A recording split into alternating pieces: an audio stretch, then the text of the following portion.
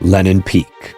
At 7,134 meters, or 23,406 feet tall, it is the most climbed mountain on Earth that is over 7 kilometers tall. And it's easy to see why just by looking at it.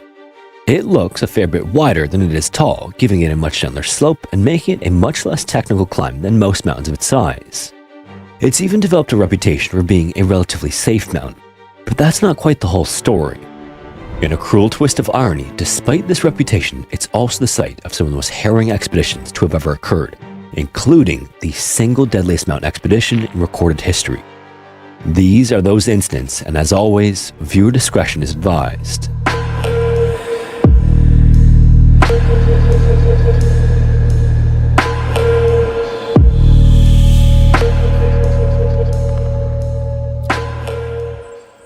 Lenin Peak is located in the Trans-Alay Range in Tajikistan along the border with Kyrgyzstan, only 53 kilometers from the very westernmost point of China. Before 1928, it was known as Mount Kaufman, and since 2006, it has since been renamed once again to Ibn Sina. At least that's what it's called in Tajikistan, because Kyrgyzstan disagrees on its name.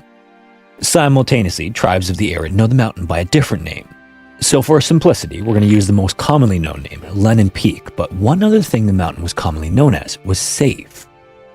And in fact, there's something to this because Lenin Peak is the most climbed mountain in the world that is over 7 kilometers tall at 7,134 meters or 23,406 feet. The reason why is actually pretty apparent just from looking at it. The mountain isn't that steep in many places and it looks a fair bit wider than it is tall. From some angles, this makes it seem like it merges into the neighboring mountains seamlessly, almost like one long ridge. And this makes for another interesting feature. The mountain's wide stance means for more possible ways to attack the mountain. So while many mountains can have as few as one common climbing route, or maybe 3 to 5 as an average, Lenin Peak has 16 available routes. Some of these are simple enough that even beginner climbers are able to accomplish them with some preparation. This has led to the mountain's safe reputation while also still having more difficult options for those who choose them. Lenin Peak was also once believed to be the highest peak in the Soviet Union, giving it a prestigious reputation on many climbers' bucket lists. In addition, in the early days, it was popular primarily among Soviet climbers because of how difficult it was to travel outside the country. It would remain this way for decades, and in that time, many of the camps still used today were established along the most popular routes. The very last stretch of the Soviet Union, so the early 90s, was a tumultuous period, to put it lightly. Only a few years earlier, the Chernobyl disaster had shaken the Union, and the cracks from the economic and political pressures were starting to show. Simultaneously, on the world stage, it was more important than ever to project an image of stability, and on top of that, climbing clubs and other regular people still carried on with their own plans. And one of the many things going on was a Soviet climbing team preparing for an expedition to Mount Everest. Several dozen members were at Lenin Peak from multiple different climbing clubs, as well as some from outside the Union. They all planned to climb it over the coming few days, and the best among them would be selected for the expedition. Lenin Peak gave them a chance to work out any bugs, and for the more experienced members of the team to watch the others in action. In fact, one of the most experienced members there was Vladimir Baliburdin, who was the very first Soviet climber to ever reach the summit of Everest NK2. This made him about the most qualified judge you could find for such a team. Besides the personnel, the mountain itself was also very well suited. Even though Lenin Peak is shorter than Everest, the classic route up the mountain's north face is superficially similar to Everest. It begins with a gradual climb up to the glacier at the base, followed by an S-shaped midsection with multiple camps, and then approaching the summit along a ridgeline like a miniature Everest. The mountain is also high enough to require oxygen tanks and time spent acclimatizing to the altitude. This means a lot of the preparation is specific, but also the chances of something going fatally wrong are much lower. The teams began their climb in the early days of July 1990, with Lenin Peak commonly quite pleasant during the summer. Being as far inland as it is, the mountain isn't known for large amounts of precipitation. And even though it has large swaths of permafrost and glacial ice, the thinner atmosphere and reflection of sunlight off the snow made it not uncommon that winter clothes were not needed on wind-free days. In fact, you were often more likely to get a sunburn on the slopes of Lenin Peak than frostbite during the summer, even though you might have dozens of feet of ice beneath you. One of the climbers in the group, Alexei, had even previously summited the mountain wearing just a t-shirt and pants. The first major camp up the mountain itself was known as the Frying Pan. This was a large flat area between the mountain's main body and one of its shoulders at about 5,300 meters or 17,400 feet up. This is also a bit less than halfway to the top from base camp at 4,200 meters or 13,800 feet. It was well lit during the day and it made for a perfect campground because the area was known to be quite stable as well, with the last avalanche being a full 30 years prior. It was also tucked a little to the side of the main northern face, and that meant most avalanches passed it by entirely. So year after year served as one of the most popular camps in the entire mountain and was part of at least 2 main routes. On the 13th of July that year though, the weather wasn't nearly as cooperative as most summers. An unseasonable snowstorm blanketed the mountain the first day, coming down hard across the entire northern face and delayed the climb until it passed. Once things seemed to settle down, close to 50 members of the various groups set out for the frying pan and would reach it and begin to set up camp. At the same time, that really experienced climber Vladimir just had a bad feeling about things. So once he reached the frying pan, he decided to head back down to base camp and assess the mountain again the next day. He would almost do this alone until one of his friends, Boris, realized he didn't have enough oxygen to continue, either due to a leak or an earlier calculation error. Boris's girlfriend Elena also decided to return with them, but shortly into the journey fell sick, possibly as a result of not being acclimatized yet, so she would end up deciding to stay at camp and come down to meet them later if things didn't improve. Up above, a total of 45 people at dinner tended to their equipment and mingled as they waited out the last hours of the day and went to bed. The following day, they would continue up to the second and third camps and maybe even summit on the same day depending on how things went. Then, just before 6:50 p.m., hundreds of kilometers away in the Hindu Kush region, a magnitude 6.4 earthquake struck over 200 kilometers beneath the Earth's surface. The climbers felt nothing high up on Lenin Peak, and those below for hundreds of kilometers may have only noticed a slight rumbling. But what did feel it was the glacier. One of the seracs, which is a large vertical chunk of ice along the mountain's face, then broke off and fell into the massive volume of freshly fallen snow, which was already overloading the mountain's face. In a matter of seconds, a single multi-hundred-ton chunk of ice had started a multi-thousand-ton avalanche around 1.5 kilometers wide.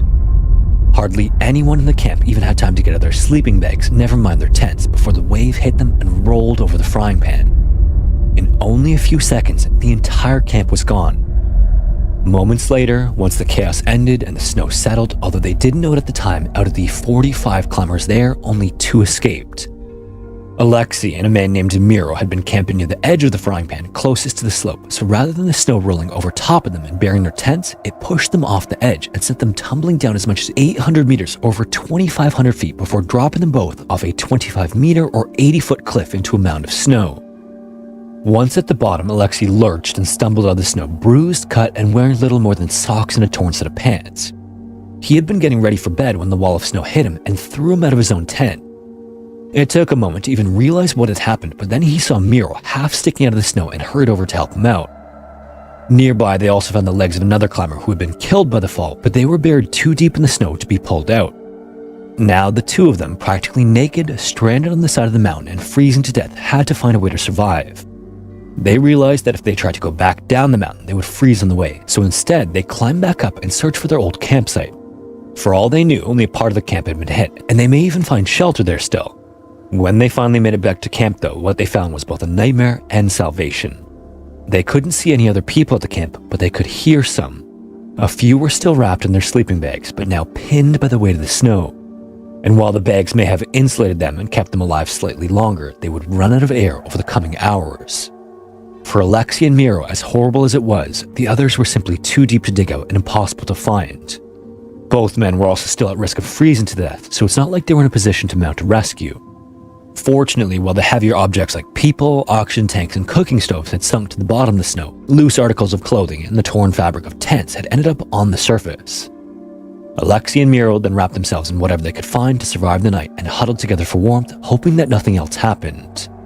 Down at the base of the mountain, Vladimir was one of the first to notice something was wrong and began calling others to join them in a rescue before the avalanche had even fully settled. But even so, it would take hours to reach the frying pan through the newly churned, unstable snow.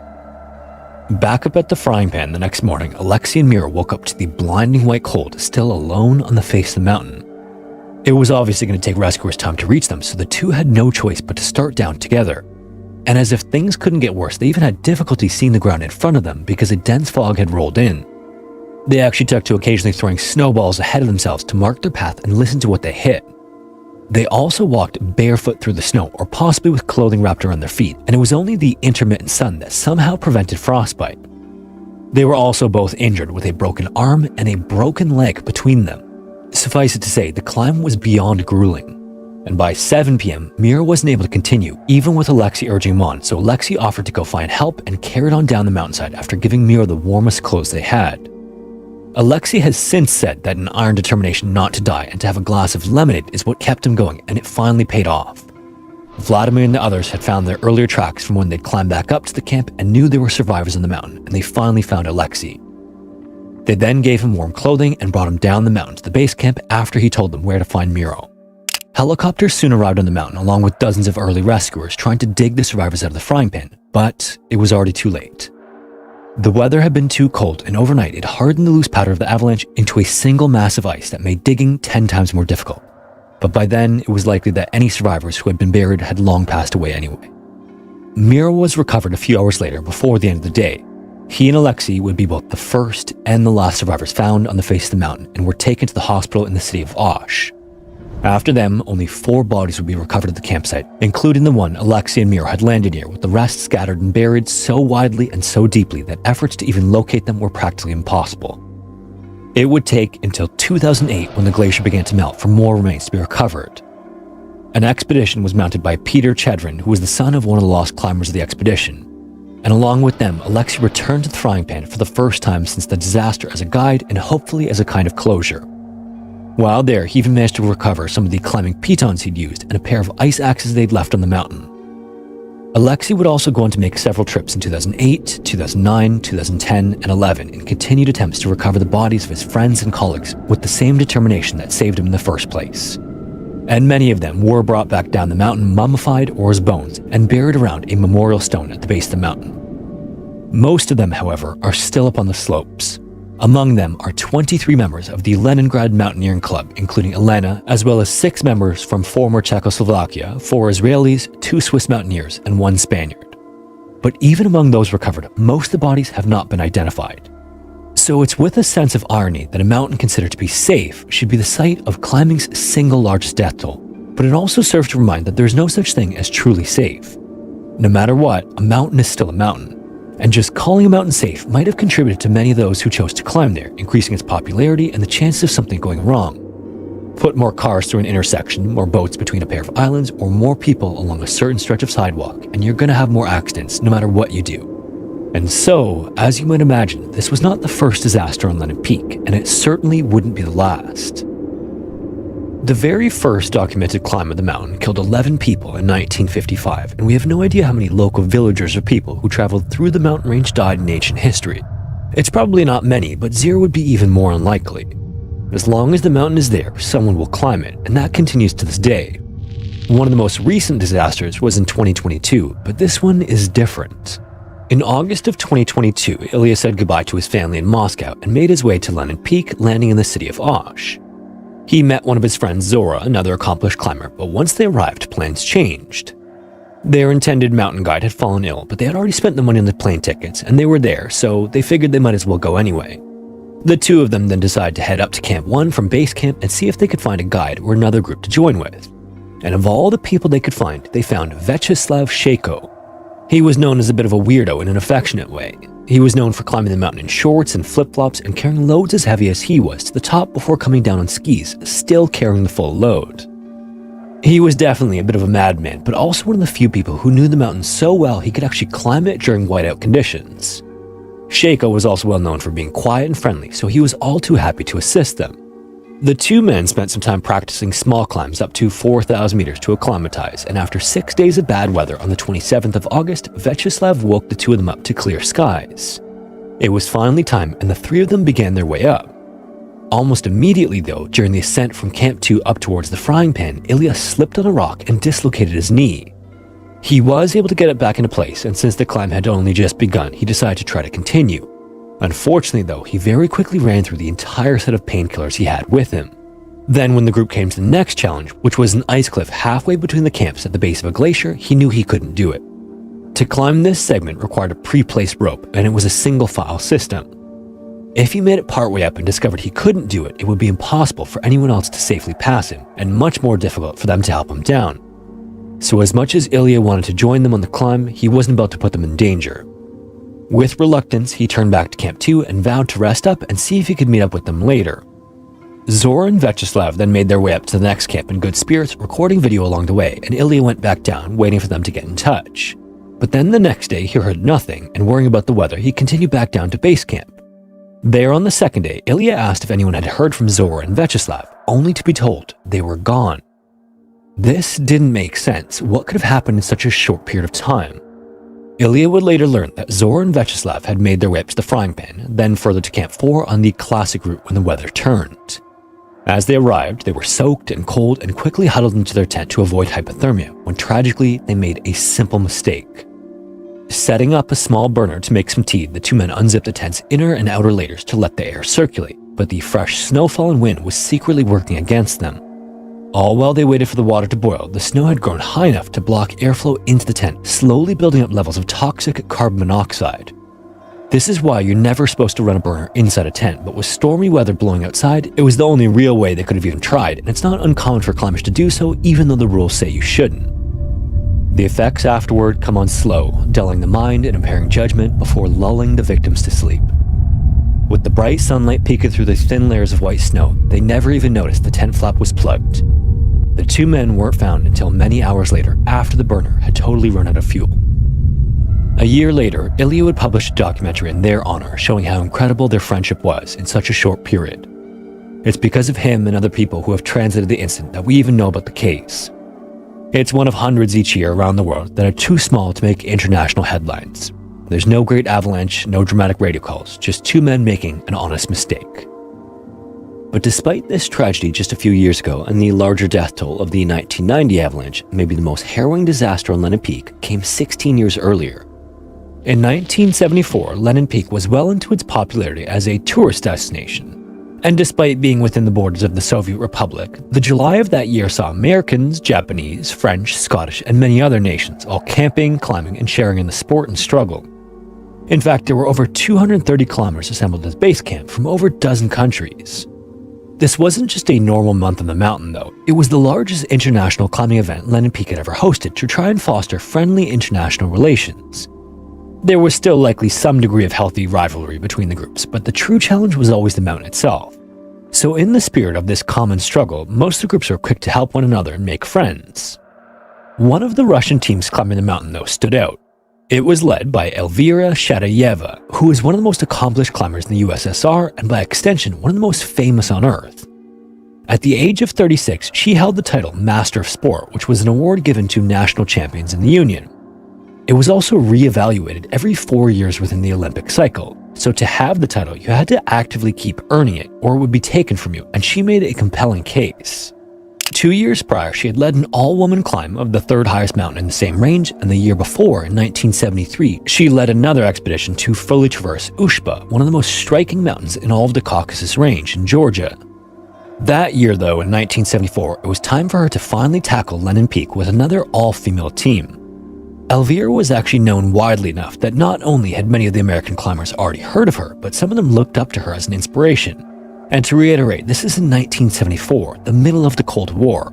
Her being an idol in the eyes of some American climbers was a huge deal. One of these admirers, Molly, had arrived some days earlier and was helping port supplies up the mountain to Camp 2, known as the Crevasse Camp. As they were doing this, the group heard the rumblings of an avalanche above and watched helplessly as a massive wall of powdered ice washed down the side of the mountain. Thankfully, only a portion of it struck the second camp, scattering gear and burying one of their team, while others took shelter in the crevasse the camp was known for. But the group then also watched the wave roll down towards Camp 1, where 4 of the members had recently returned to get another load of supplies. Molly and the rest of her group hurried down the mountainside, which still took hours before finding that thankfully no one was killed in the instant. One in the lower group, Alan, had been buried up to his neck with some minor injuries dealt here or there, but overall everyone was alright. At the same time though, although the teams were still determined to continue the climb, everyone involved was a little shaken. For about an hour after the avalanche, both groups believed the others might have died, so they all ended up deciding to head back down to base camp as soon as they felt able. When they arrived, Molly came face to face with one of the reasons she'd wanted to come. She later described her as a strong, bossy blonde woman ordering around 4 large Russian men. The blonde woman pointed to a limping climber they had with them. This climber had sprained his leg after leaping into a crevasse for shelter. The blonde woman then ordered her people to collect his pack and assist him before turning to Molly and saying very matter-of-factly, quote, "I'm Elvira Shadayeva. I'm a master of sport. What are you?" Yet despite the very blunt introduction, Molly was starstruck. She described Elvira as everything she wished she could be, well-respected, taking charge, and giving orders that others followed without questioning who she was to give them. By contrast, Molly was just a 24-year-old local climbing instructor from Colorado who had lived out of her car. Obviously, she was still good enough to be selected for the expedition, but the comparison still stood out. All of this is to say that Elvira was a force to be reckoned with. Her plan was to not only be the first all-woman team to climb the mountain, but to be the first ever to go all the way up one route and then down the other side, which would be a full traversal of the mountain. The idea itself wasn't impossible. Lenin Peak isn't very technically challenging, but a full traversal would have the team spend an extended period of time at high altitudes. And it would also mean they'd have to bring all their camping gear with them to the top, since they wouldn't be coming down the same way. Some people thought the idea was ambitious and a bit risky, but recalled a certain energy in Elvira and her team. Even though their tents had buttons instead of zippers and their equipment is old, they had a strong sense of self-determination and seemed to believe they would do it. Possibly the one who believed her most, though, was Vladimir, Elvira's 37-year-old husband, another master of sport and a trainer of the Soviet Mountaineering Federation in Moscow. He was one of 60 Soviet climbers in the camp, and over the coming weeks, he and the others all prepared for the climb, with the Soviet and Western base camps separated only by a small stream. During this time, trial runs, equipment tests, acclimatization, and physical training filled much of the month until the August attempts began to grow near. All the while, the mountain loomed, collecting fresh snowfall in the unfavorable weather, and more minor avalanches came down with regular earthquakes in the region. In fact, one of them, not even a single day after Molly and her group made it back down, hit 2 Americans scudding a path. Then another swept in and buried 2 others that came to their rescue minutes later. Sadly, one of the climbers in the first group was seriously injured in the first avalanche. The other 3 men tried to resuscitate him, but they were unable to save him. And even though the other 3 men were unscathed by the avalanche, they were stranded. It was only thanks to a Soviet helicopter pilot and an American climber that supplies could be dropped by air, allowing them to survive 2 days on the face of the mountain. Then elsewhere, a group of 5 climbers unrelated to the massive international group suffered their own tragedy, with 3 dying in a different avalanche. And yet, despite these incidents, the bureaucratic weight of the large organized event continued. So much effort had been spent setting up the climb that canceling it was more difficult than it should have been. Or at the very least, groups were hopeful that their fortunes would be a little bit different than the others. On the 30th of July, Elvira and her team were finished with their trials and formally set off for Camp 1. They took something known as the Lipkin route, which was slightly less common than the classic route through the Frying Pan on the western side of the mountain's north side, but it would allow them to meet many of the climbers from that more popular side on the way down, like they intended with a traversal. The climbing went well for several days, and on the 3rd of August, the group spent the whole day at Camp 3. From there, it was only a long but gentle ridge up to the top of the mountain, technically not much worse than a regular hike, but still at a very high altitude and quite a long distance, just over 3 kilometers through thigh-deep snow and ice. The following day, on the 4th of August, a weather report came in of yet another approaching storm. And already an American team, including Allen, the same Allen who had already gotten stuck up to his neck, was between camps 2 and 3 and reported whiteout conditions at 5,800 meters or 19,000 feet. The few days of relatively clear weather that Elvira and her team had taken to ascend were about to close, but rather than turn back, they kept pushing up the mountain. On that day, they were seen about 120 meters or 400 feet below the summit by a Scottish climber on his own.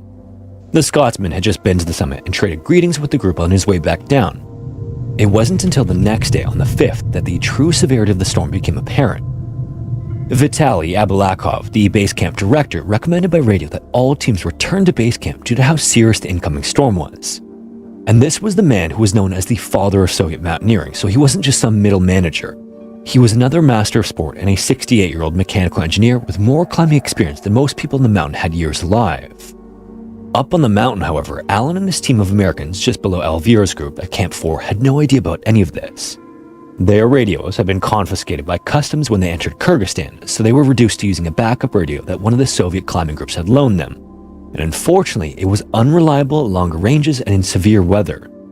Additionally, all the countries involved in the climb operated on their own frequencies, so this drastically slowed the spread of useful information.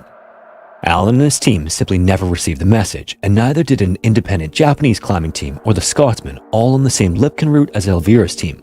But radio or not, they were all about to find out anyway. The Russian all-woman team weren't the only ones with the idea to try to beat the storm either. After waiting so long, several teams had become impatient and saw the gap in the weather as their chance. A Swiss team, which was another all-woman team like Elvira's, who also wanted to be the first all-woman team to summit, set off in spite of other people at the camp urging them not to climb. Before the group could reach the wide plateau of the summit, though, the storm rolled in hard around noon on the 5th and blotted out the midday sun. One member of the team suddenly found herself climbing through whiteout conditions, nearly lost in the void. Miraculously, another American climber happened upon her after giving up his own attempt and helped guide her back down the mountain. On the way down, the two encountered the rest of her team and one other Bavarian woman who traveled with them. The American then urged them to give up the climb, but not all listened. A 23-year-old photographer named Ava refused to give up. A few hours later, elsewhere on the mountain at 5 p.m., Elvira's team reported by radio from the summit. They'd actually managed to do it. They were the first ever all-female team to reach the peak. But, unfortunately, any celebration was short-lived. Unbeknownst to them, the Swiss team was now lost in the blizzard less than a kilometer from them. The weather had turned far worse than Elvira had hoped, and the 8 women at the summit were now in full whiteout conditions with no shelter from the freezing wind. Heavy snow also began falling over the mountain, and in fact, conditions had worsened so much since Elvira's team began their climb that they could no longer see their path back down. Even worse, the pathway to descend was a thin, pointed ridgeline in either direction. Descending in high winds with next to no visibility was essentially a death sentence. This meant, for all intents and purposes, they were trapped on the summit. So, realizing this was the case, they did their best to pitch tents and wait out the storm. The following morning of the 6th of August, though, was even worse. 130-kilometer or 80-mile-per-hour winds screamed over the mountain, and a whole 30 centimeters or a foot of snow buried any trails or equipment that hadn't blown away. On the first night alone, they lost a number of tents, as did Alan's party farther down, with one of the tent's metal frames even snapping in half because of the wind. By 5 p.m. on the same day, Elvira reported that one of her team members was sick, throwing up everything she tried to eat, and another seemed to be developing similar symptoms. Vitaly then radioed Elvira to abandon the peak and find snow deep enough they could dig a cave in. He knew without full protection from the wind, it wouldn't be long before they were overwhelmed. He apparently even told them explicitly that if the sick party member could not be moved, they were to leave her behind. The storm wasn't going to let up anytime soon, and they were not the only group stranded, with several others currently missing or out of contact. As the group broke camp and made their way down, one of the women was given a safety rope to hold on for the others so that if they fell, someone would anchor them. As she sat down and braced herself to hold the rope, though, she never stood up again and was the first to freeze to death on the side of the mountain. And already suffering from the previous night, the women only made it a few hundred feet down the mountain before it became clear they couldn't go any further. The snow was also still hard, and the layers underneath were brittle and granular and impossible to dig a cave inside. So without hope of finding better shelter, the group once again made camp, losing even more of their limited equipment in the process. Vitaly urged them over the radio to keep going, knowing that it wouldn't be enough, and Elvira responded that she would try. But later that day, the 2 sick women passed away. Then, to make things even worse, sometime in the evening, hurricane-force winds slammed into the mountain peak and ripped away nearly everything else they had. The tent poles broke, whole packs of supplies became airborne and flew off the mountain, and anything that wasn't directly held in their hands was gone. The 5 surviving women were reduced to 3 sleeping bags and a single canvas tent with no poles, flapping helplessly in some of the coldest, harshest weather any of them had ever seen. The next morning, the Japanese group on the same route overheard one of the Russian transmissions and inferred that something was wrong at the summit, but not exactly what was happening. 2 of the 4 of them then tried to ascend to help, but the wind was still so strong they could barely walk, never mind see, and they were forced back into their camp at 6,500 meters. By 8 a.m. that morning, so now on the 7th, Elvira reported that 3 of the 5 remaining members were also sick, with only her and the other able-bodied member refusing to abandon them. They didn't know it at the time, but the storm they were in had turned out to be the worst storm to hit Lenin Peak in 25 years. Elsewhere, the photographer Ava of the Swiss team was also dead, just on the other side of the summit, having never seen it with her own eyes, despite being so close. And dozens of more people were trying and failing to make their way up to assist. By noon, Elvira reported that 2 more had died. One of them, apparently with her last words, asked when she would see flowers again, and another asked about her children. A few hours later, at 3:30 in the afternoon, Elvira's voice was noticeably disoriented over the radio, and she apologized for failing everyone. Vitaly pleaded with her to hold on and promised a rescue was coming, but it was still just impossible to do so. At 5 p.m., wind speeds had reached 160 kilometers or 100 miles per hour and negative 40 degrees. One more woman is thought to have died by then, and shortly after, around 6:30 p.m., Elvira said she would soon be too weak to press the transmit button. The final message received on the radio was, quote, "I'm alone now with just a few minutes left. See you in eternity," end quote. Twice more afterwards, someone pressed the button in the coming hours, trying to transmit, but it seems they were too weak to say anything. On the 8th of August, as the weather cleared, Alan and the American team finally came out of hiding in their tents and eagerly made their way up towards the summit, thinking they might finally have their chance. He then recognized Elvira's coat in the distance as he approached, and at first thought she might have been taking a nap in the sun or even making snow angels, but as he called out, she didn't move. Only when his team came closer did they notice the trail of bodies. An entire team of people he'd only days before posed for photographs with, practiced alongside, and got to know all lay dead before them. The Japanese team on the mountain arrived at nearly the same time and gave their more powerful radio to the Americans, who reported what they found. But down at base camp, it was just confirmation of the inevitable. It seemed in the aftermath that Elvira tried to crawl down the mountain on her own at the very end. Above her, 4 more were so tightly packed where the tent had been that the 4th was only found a week later when a recovery team could pry them apart. Then beyond that, the others also made a dotted line leading back to the summit, where the first lost still held the safety rope for her friends in an eternal, hopeless gesture. All in all, 13 people died during the period of the expedition for a wide variety of reasons, both due to mismanagement as well as personal choices. Many of the climbers involved have spoken about the days leading up and about how the extra push to represent their nations led to choices they otherwise wouldn't have made. Like, for example, it's thought that Elvira's drive to prove her worth likely had them take a rest in the mountain to distance themselves from another group of male Russian climbers, and then later to make the fateful choice to push ahead of the weather. The ultimate irony here is that she didn't really need to prove anything. Elvira had already summited multiple mountains with women-only teams. She'd already led dozens of expeditions. She was also a master of sport in the Union. Anyone who wasn't already convinced of her skill and that of her team wasn't going to have their mind changed by adding one more mountain to the list. Or maybe it wasn't even necessarily about proving their worth as an all-female team. Often, being truly great at something requires a person to have some level of ego, that drive to push themselves and always do more than they already have. Or maybe it was none of this. It's easy to speculate in the aftermath of these incidents that people were reckless or misguided.